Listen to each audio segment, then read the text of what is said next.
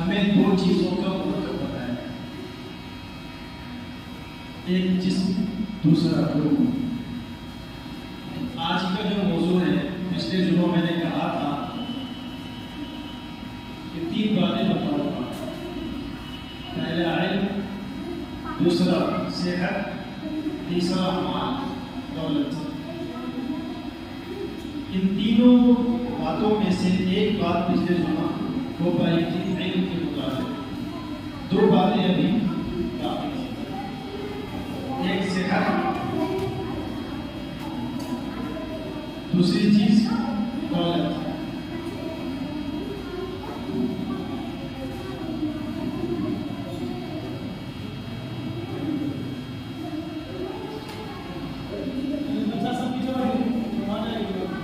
सारे बच्चे सर पे जाओ, सर पे जाओ सारे बच्चे।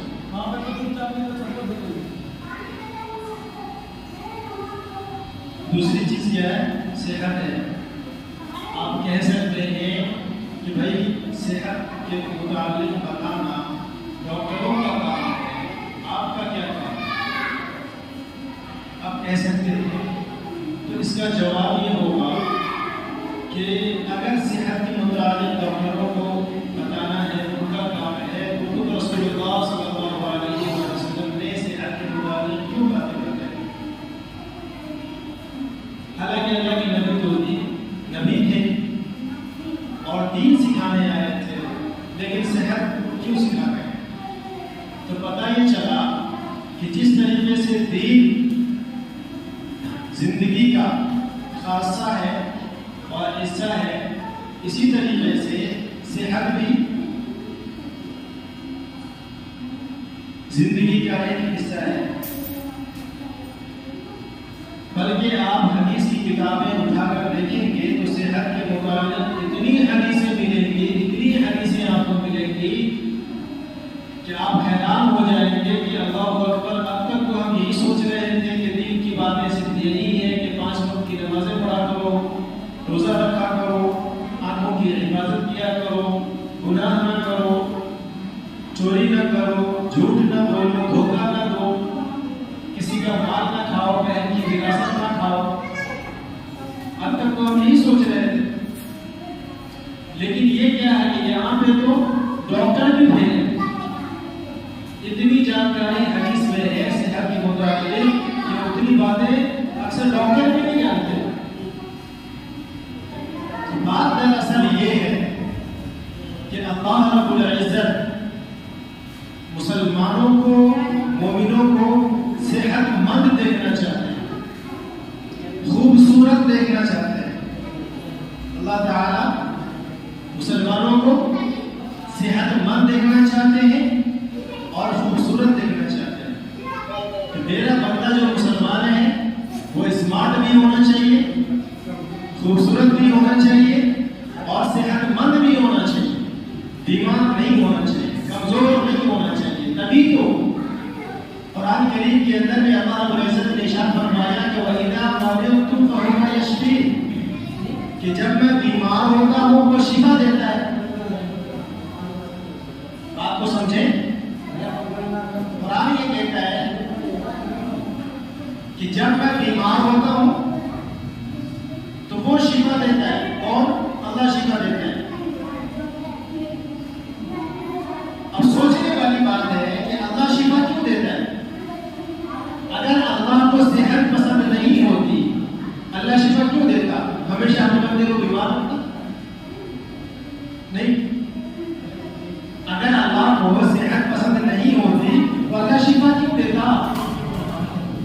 अल्लाह हमेशा अपने बंदे को बीमार रखता नहीं। मुझे बीमार बंदा पसंद है, लिहाजा तुम बीमार रहो। सारे मुसलमान को अल्लाह बीमार कर देते कि मुझे बीमार बंदा पसंद है, लिहाजा तुम क्या करो, सब बीमार हो। लेकिन अल्लाह तो ऐसा नहीं करते। बंदा बीमार पड़ता है, अल्लाह शिफा दे देते। बंदा बीमार पड़ता है, अल्लाह शिफा दे देते। बंदा कमजोर पड़ता है, अल्लाह ताकत दे देते। क्यों क्यों देते? अगर अल्लाह को सेहत पसंद नहीं, अगर अल्लाह को ताकत पसंद नहीं, अगर अल्लाह को स्मार्टिंग पसंद नहीं, खूबसूरती पसंद नहीं, तो फिर अल्लाह ताला बंदे को शिफा क्यों देते हैं, बंदे को ताकत क्यों देते हैं, बंदे को स्मार्ट रहने बन के रहने का हुक्म क्यों दिया? समझ में आई? फिर अगर हम हदीस उठाकर देखें तो रसूलुल्लाह सल्लल्लाहु अलैहि वसल्लम की सही हदीस एकदम सराहत के साथ खुली हुई वाज़ेह तौर से अल्लाह के नबी सल्लल्लाहु अलैहि वसल्लम ने इरशाद फरमाया, ये ताकतवर मोमिन कमजोर मोमिन से बेहतर है, कमजोर मोमिन से बेहतर है, सेहतमंद मोमिन बीमार मोमिन से बेहतर है। ये अल्लाह के नबी तारीफ फरमा रहे हैं और बता रहे, लिहाजा क्या करो, अपने आप को ताकतवर बनाओ, अपने आप को सेहतमंद बनाओ, अपने आप को स्मार्ट बनाओ। अब इसके लिए क्या करना पड़ेगा? ताकतवर खुद को बनाने के लिए क्या करना पड़ेगा? तो एक इंसान का नेचर है, एक इंसान का कल्चर है, एक इंसान का नेचर है, दूसरा कल्चर है। नेचर ये है, फितरत ये है कि इंसान को इशा की नमाज के बाद ऊँघ आनी शुरू होती है, नींद आने लगती है, ठीक है? इंसानों ने अपना कल्चर क्या बना लिया है? इशा की नमाज भर दिन शाम तक सोते रहेंगे, अरे अभी मोबाइल नहीं चलाना है, अभी टीवी नहीं देखना है, थोड़ा सा इशा का वक्त होने देते हैं, इशा का वक्त होने देते हैं, और जैसे इशा की नमाज खत्म हुई, खाना से फारिग हुए, आप भैया निकला जेब से दज्जाल। दज्जाल को जेब से निकालते हैं और उसमें लगते हैं और घंटों घंटों दज्जाल के चक्कर में पड़े रहते हैं। मोबाइल क्या है? दज्जाली कितना है? दज्जाल है। जिस तरीके से दज्जाल निकलेगा, दज्जाल सिर्फ एक ही थोड़ी है, दज्जाल एक असल है जो कयामत में निकलेगा, लेकिन उसके चेहरे चपाटी पहले से निकले हुए हैं। आज भी है वो लोग जो हक वालों को दबाते हैं, मजलूम पर जुल्म करते हैं, नाइंसाफी और बेअदली के साथ काम करते हैं, इंसाफ नहीं करते, जुल्म करते हैं, चाहे घर में, खानदान में, गांव में, शहर में, मुल्क लेवल पर, वर्ल्ड लेवल पर। जितने लोग ऐसा काम कर रहे हैं वो सब के सब दज्जाल के चेले चपाटी है, दज्जाल की औलाद है। क्योंकि दज्जाल भी आएगा तो जुल्म करेगा ना, और आज जो जुल्म कर रहा है वो क्या है? पता क्या चला कि वो उनकी औलाद है, तो उनसे पहले ही पैदा हो गए। तो मोबाइल भी क्या करता है? हमें मोबाइल हमारा खून चूसता है, हमारी आंखों की रोशनी खत्म करता है, दीमक की तरह चाटता है, हमारा फेफड़ा, कलेजी, गुर्दा, किडनी, दिल, इन सब को धीरे धीरे डैमेज करता है, कमजोर करता है। ये मोबाइल का गलत इस्तेमाल। तो होने का दज्जाल का फुटना ही दज्जाली कितना है? नेट क्या है? दज्जाल की जाल है। नेट क्या है? दज्जाल की जाल है। मकड़ी के जाले में फंसो, जल्दी वो जाला निकलता नहीं है, कपड़े को लग जाए, हाथ को लग जाए, कहीं भी लग जाए, निकलता नहीं है। इसी तरीके से मोबाइल है, जो इसमें घुसा, जिसको इसकी लत लगी, अफीम की लत लगी, नशा छूटता नहीं है। मोबाइल की लत लगी, नशा छूटता नहीं है। गलत वीडियो देखने की लत लग गई, 4 शादी कर लो, फिर भी जब तक और ना देखो सवाल नहीं मिलेगा। जी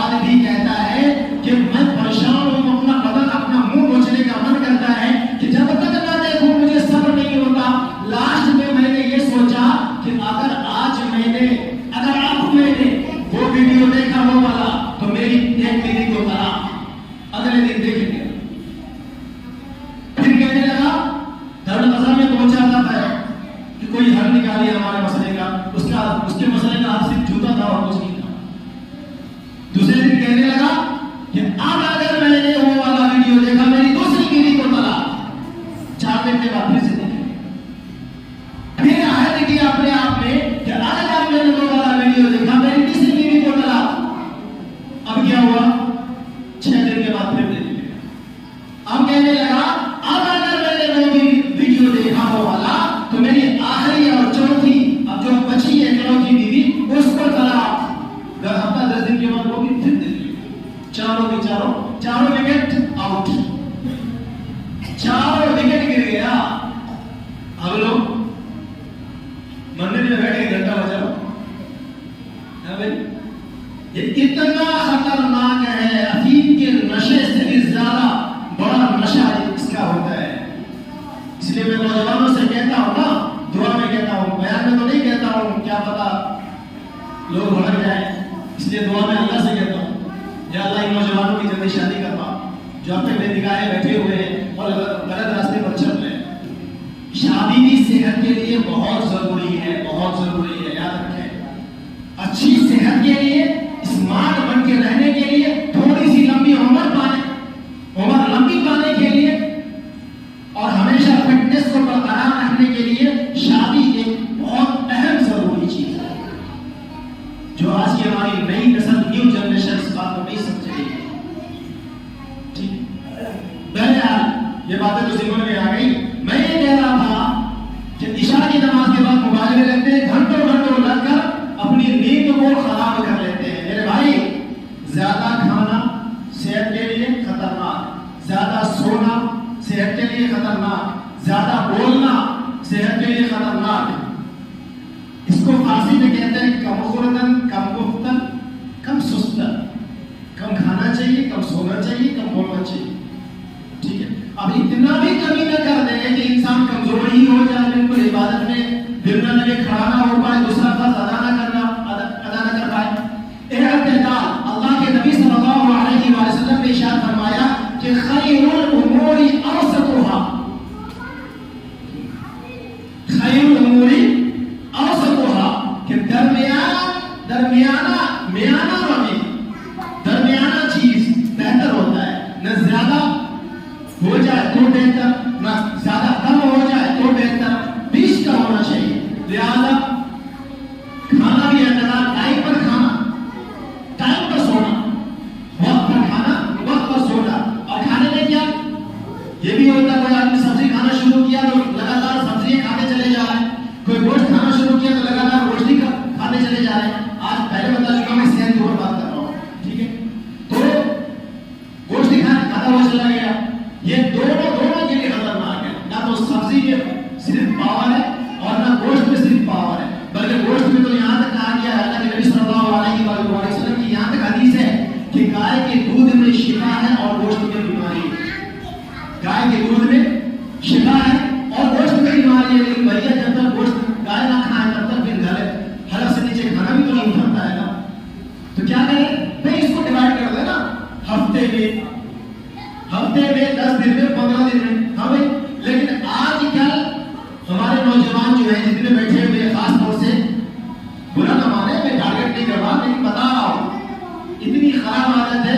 ये सब फार्म के मुर्गी, ऐसा लगता है ना फार्म में चूजे बैठे हुए, फार्म की मुर्गी सब बैठे हुए। क्यों बन गया फार्म की मुर्गी? ये फार्म की मुर्गी इनको पसंद है।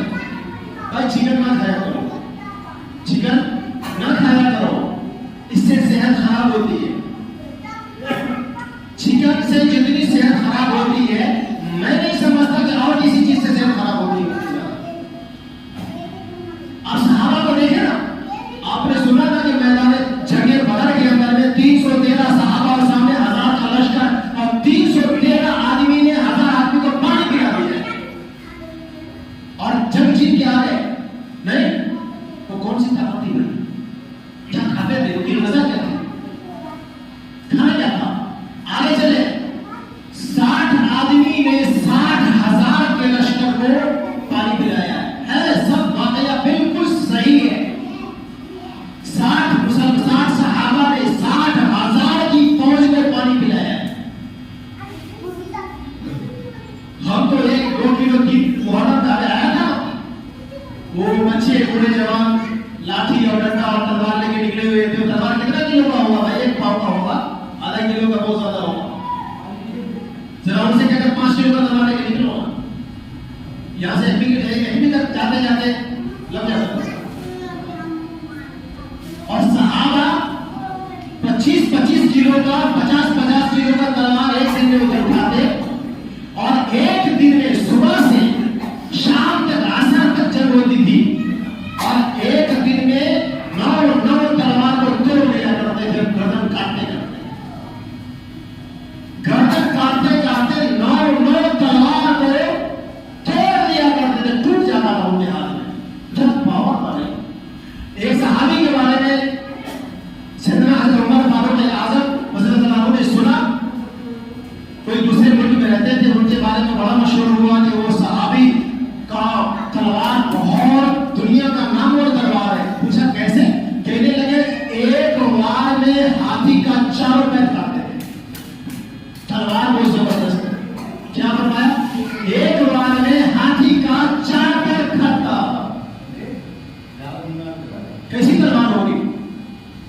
तो पता ये चला, जब फारूक आजम को पता चला आज मौसम बहुत मस्त है, मस्जिद के पंखों पर हम करें, इन्वर्टर पर हम करें ताकि शाम में बहुत जल सके, वरना मोमबत्ती जलाना पड़ेगा। तो मैं अर्ज कर रहा था, एक बार से वो सहाबी हाथी का 4 पैर काटा करते थे। फारूक आजम को पता चला, बुलवाया उनको, आजा भाई घर। वो आए तो आपने कहा कि तेरी तलवार की बहुत तारीफ सुना, तलवार जरा दिखाना। तलवार लिए हाथ में। अब सोचे, अंदाजा करें कि वो तलवार जो हाथी का एक वार में 4 पैर काट दे, कितना किलो का होगा, कितना वजनी होगा, अर्थात कैसा होगा।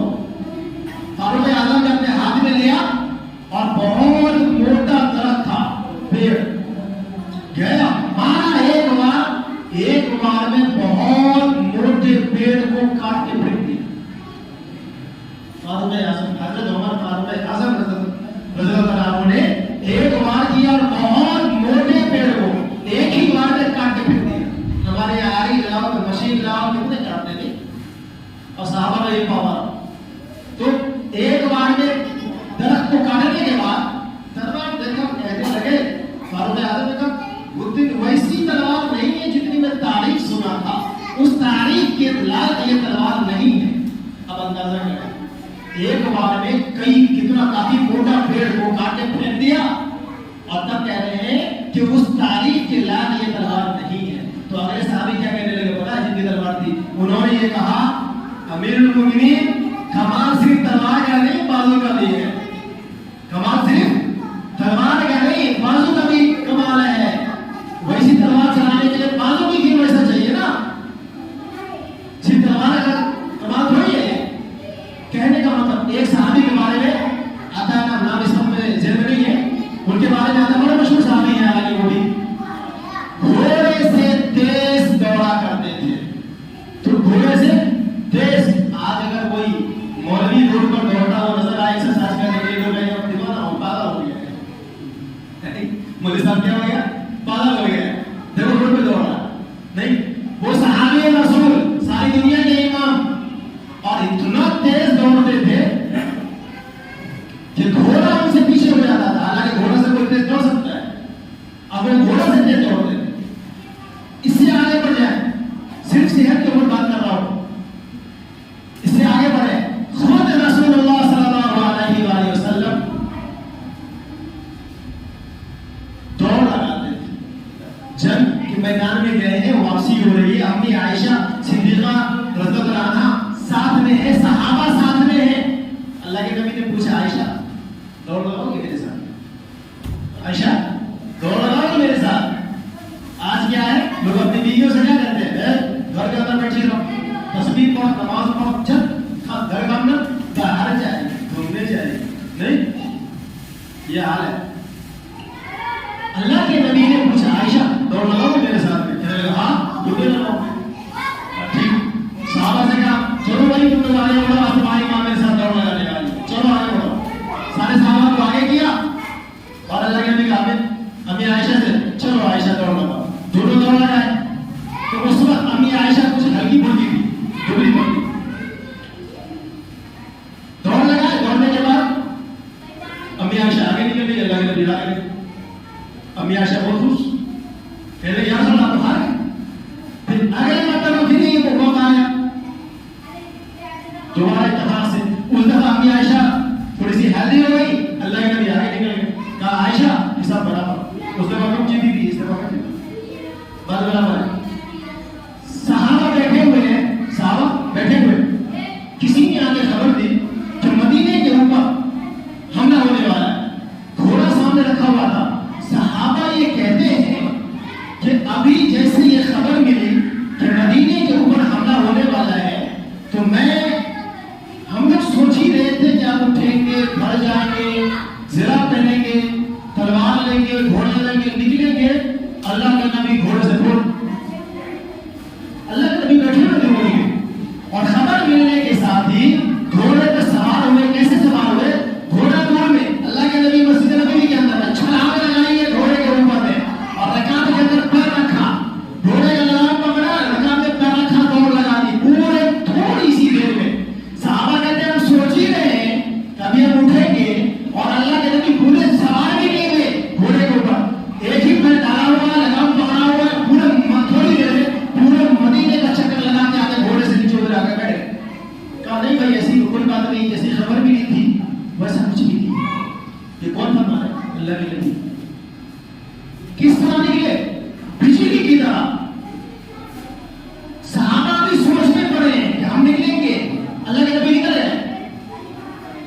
सहाबा हैरान है, और हैरानी बढ़ गई, अल्लाह के नबी आ गए, पूरे मदीने का चक्कर लगा के आ गए। तो कहने का मतलब क्या है? ये जो वाकयात मैंने आपको सुनाया, अभी सवारी होती है, बाइक है, कार है, इसके ऊपर जो नौजवान स्टंट करते हैं, ये स्टंट तो खैर गलत है, गलत चीज है, लेकिन फास्ट चलाना ये तो जरूरी चीज है भाई। अगर हमको धीरे धीरे चलना होगा, आराम आराम से खरामा चलना होगा, तो हम बाइक क्यों लेते हैं, कार क्यों लेते हैं? कहने का मतलब ये तो फास्ट हमारी जरूरत की चीज है ना, हमको जल्दी काम करना है, इसलिए तो हमने लिया। उसके अंदर जो शैतानियत करते हैं, घुमा फिरा ये गलत है, ये तो शैतानियत है। तो सारी बातों का मुख्तसर बात किया हुआ सामने सेहत के मुताबिक वाकयात सुनाया नबी का भी और सहाबा का भी, ये बताने के लिए सिर्फ आपको कि भाई अपने आप को सेहतमंद बनाए। और वो खेल और वो हथियार जो सरकार की तरफ से जिस हथियार को रखने की इजाजत है या सीखने की इजाजत है या इजाजत मिल सकती है, तो इजाजत लेकर के वो हथियार चलाना सीखे, अपने आप को ताकतवर बनाए, सेहतमंद बनाए। जिनकी इजाजत हो सकती है, अल्लाह के नबी ने कुश्ती भी लड़ी है, आज के जमाने में घुड़सवारी से सरकार पाबंदी है घुड़सवारी करने पर, बल्कि अल्लाह के नबी की तो एक हदीस ये है कि जिसने तीर अंदाजी, तीर चलाना सीखा और फिर वो छोड़ दिया तीर चलाना, वो मुसलमान नहीं। अल्लाह के नबी की हदीस है कि तीर चलाना सीखा और सीखने के बाद तीर चलाना भूल गया या छोड़ दिया, फिर वो क्या है? मुसलमान नहीं है, हम में से नहीं है। ये तो अल्लाह के नबी की हदीस है। तो अपने आप को सेहतमंद बनाए, सेहतमंद, और अपने आप को स्मार्ट बनाए। इशा की नमाज के बाद कोई काम नहीं, इशा की नमाज के बाद कोई काम नहीं करना भाई साहब, बल्कि खाना मुमकिन हो तो मगरिब के बाद खा लें। सुन्नत तो यही है। एक तो खाना खाने का तरीका हमारे जमात वाले को सिखाते हैं, नौजवानों को पता है, लेकिन नौजवानों को ये नहीं पता है कि खाना खाने का टाइम क्या है। सुन्नत वाला टाइम क्या है? खाना खाने का नौजवानों से पूछो कि भाई सुन्नत वाला टाइम क्या है? कहेंगे खाना खाने की इतनी सुन्नत है, दस्तरखान बिछाना और पहले पानी रखना और फिर उसके ऊपर में पहले सब्जी अचार रखना, फिर उसके ऊपर में फिर जो चावल रोटी रखना, हाँ भाई अभी दुआ पढ़ना, फिर दस्तरखान लपेटने की दुआ पढ़ना, दावत खाए तो दुआ दे देना, ये सब कुछ पता है, लेकिन यही नहीं पता खाना कब है, तरीका क्या है। दोपहर का खाना 11 बजे 11:30 बजे तकरीबन खाना सुन्नत, और रात का खाना मगरिब बाद खाना सुन्नत। हमारा कल्चर क्या बन गया? जोहर की नमाज के बाद ही खाना खाएंगे, चाहे जोहर की नमाज 3 बजे हो, खाएंगे तो जोहर के बाद, हाँ भाई। और खाना रात का खाएंगे तो इशा के बाद, चाहे 12 बज जाए, इशा की नमाज नहीं होगी, खाना नहीं खाएंगे, चाहे 12 बज जाए। और 12 बजे लोग खाना खाते हैं, 12 बजे खाना खाते हो भाई साहब। एक बात याद रखिए कि अगर 12 बजे के अंदर आप नहीं सोए, 12 बजे के अंदर अगर आप नहीं सोए लें कि 12 बजे के बाद से लेके अगले दिन शाम तक आप सोते रहे, आपका लीवर डैमेज होगा ही होगा, आपका हाजमा खराब होगा ही होगा। रात के शुरू का जो हिस्सा है, जो आदमी सो ले ईशा के बाद से लेके 12 बजे तक या 1 बजे तक, इस बीच में जो आदमी सो जाता है, उसके बाद ना सोए, इंशाअल्लाह उसकी स्मार्टिंग में उसकी सेहत में कमी नहीं आएगी। यही असल टाइम है सोने का, ठीक है। और खाना खाने का तो अनिवार्य टाइम, असल टाइम जो इसमें नहीं सोया उसकी है वो कभी सेहत पा नहीं सकता, और जो इसमें सो गया उसकी सेहत कभी खराब हो नहीं सकती, जल्दी पूरा हो नहीं सकता। हमारे बूढ़े लोग आज के जमाने से ज्यादा ताकतवर है, हमारे बुजुर्ग हमारे बूढ़े आज के जमानों से ज्यादा ताकतवर क्यों हो जानते हैं? इसलिए कि उनका टाइम बना हुआ शुरू से। ये तो पुराना खाना खाते, ऊपर से क्या है, ये रात इशा की नमाज हुई ना हुई इनको बस नींद चाहिए, इसलिए इनका हुआ बहुत मजबूत है माशाल्लाह। इसलिए कहते हैं ना, आज के नौजवानों से इतना डरने की जरूरत नहीं है गुनाह के मामले में, उससे ज्यादा नहीं बूढ़ों से डरने की जरूरत नहीं है, क्योंकि आज का बूढ़ा जवान से ज्यादा मजबूत है। ये हकीकत बात है, अब मानो या ना मानो। बहरहाल मैं सेहत की बात कर रहा था, और स्मार्ट कैसे बनेंगे? अल्लाह के नबी ने फरमाया कि अल्लाह खूबसूरत है और खूबसूरती को पसंद करते हैं, लिहाजा अपने आप को खूबसूरत बनाओ। खूबसूरत चेहरा बोना से भाई बनता है आदमी, लिबास से बनता है। आज जुमा का दिन है, काश के मुसलमान इस्लामी लिबास पहन के आ गए होते, कुर्ता पजामा पहन के आ गए होते। इसमें लोग इश्कार करते हैं कि मौलाना आप कहते हैं कुर्ता पजामा जो है इस्लामी लिबास कैसे हो गया, और ये शर्ट पैंट इस्लामी लिबास नहीं है, कैसे हो गया, कैसे हो सकता है, इसमें गुनाह क्या है? मैं उनसे ये कहता हूँ मेरे भाई, बात बताओ कि कुर्ता पजामा सदियों से कौन पहना? कहते मौलाना लोग पहने, ठीक है। पैंट शर्ट कौन पहना? तो कहते अंग्रेज पहने। मैंने कहा अगर तुमको अपना कल्चर पे अमल करना है तो हिंदुस्तानी लिबास कौन सा है? हिंदुस्तानी लिबास पहनो ना, लेकिन नहीं, तुम अंग्रेजों का लिबास पहनते हो। तो अंग्रेजों का लिबास ही अगर पहनना है तो बेहतर है कि नबी का अल्लाह का लिबास पहनो, नहीं समझे? और चेहरे पे दाढ़ी सजाओ कि दाढ़ी में इंसान स्मार्ट लगता है, ये मर्द की निशानी है। लोग कहते हैं ना, बच्चा दाढ़ी वाले को देख के डर जाता है, लोग कहते हैं मौलवी साहब को देख के बच्चा डरता है, हटाओ मौलवी साहब को, बच्चा डरता है। मैं इसका जवाब क्या देता हूँ पता है? अरे भाई, बाप का खौफ तो सबको होता है ना, मर्द का खौफ सबको होता है। दाढ़ी वाले को देखने के साथ ही बच्चा समझता है कोई मर्द हमारे सामने आया है, और दाढ़ी छिला, दाढ़ी माजरत के साथ दाढ़ी मुंडा अगर सामने आ जाए, बच्चे का पता नहीं अम्मी है कि अब्बा समझ नहीं आया, चल भाई चल, उससे डरने क्या जरूरत? अम्मी से कौन डरता है? क्या भाई, अम्मी से कौन डरता है? बाप से डरता है सब। तो बाप अगर बाप हो, चेहरे पे दाढ़ी हो, तो पता चले कि हाँ बाप है, बाप का वो होता है। लेकिन दाढ़ी साफ है तो अम्मी का वो थोड़ी होता है, नहीं होता।